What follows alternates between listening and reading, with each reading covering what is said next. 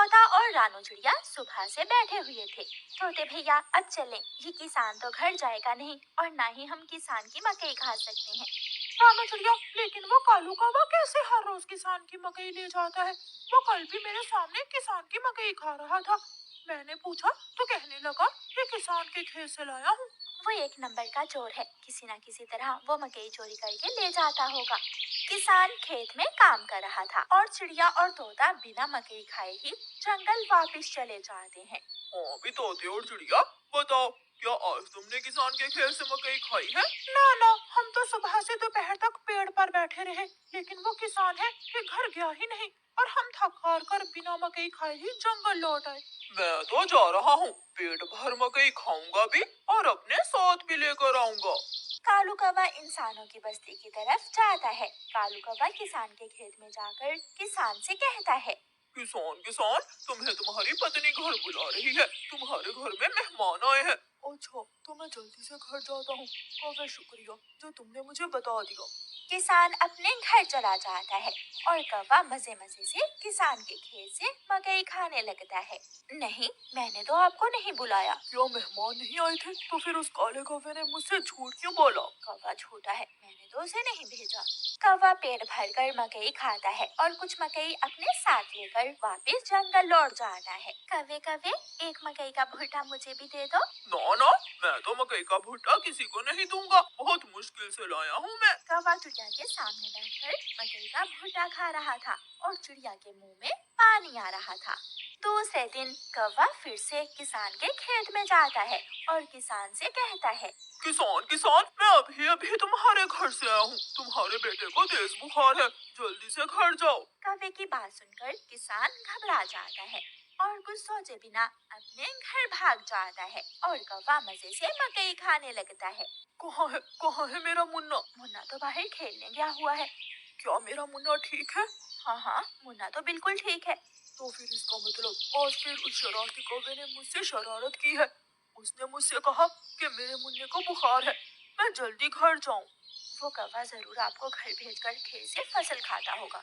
मैं कल देखूंगा वो कौवा कैसे मुझे उल्लू बनाकर मेरे खेत से मेरी फसल खाता है। कौवा जंगल जाकर बहुत खुश था।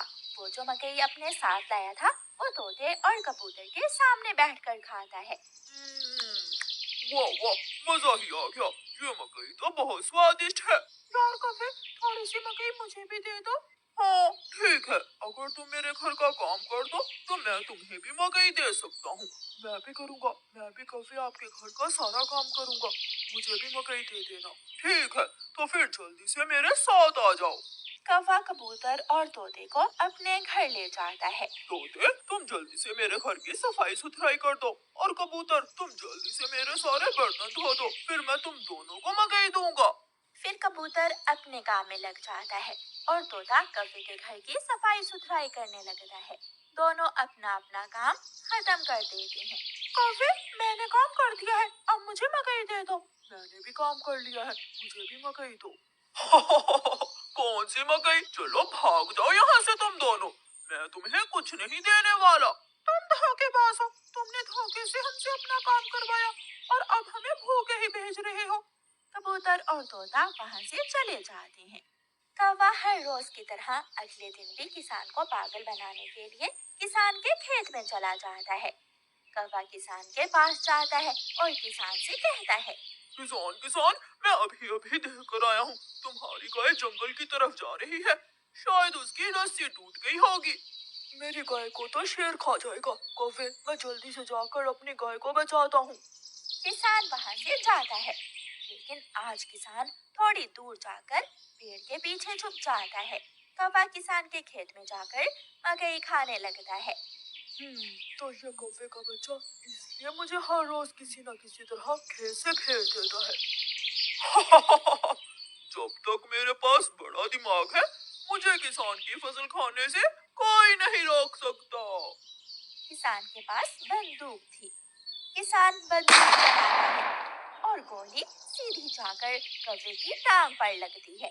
कौवा बहुत मुश्किल से वहाँ से भागता है और किसी न किसी तरह अपने जंगल वापस पहुँच जाता है। वो अपने घर के बाहर आकर गिर जाता है। हाय, मर गया, मर गया।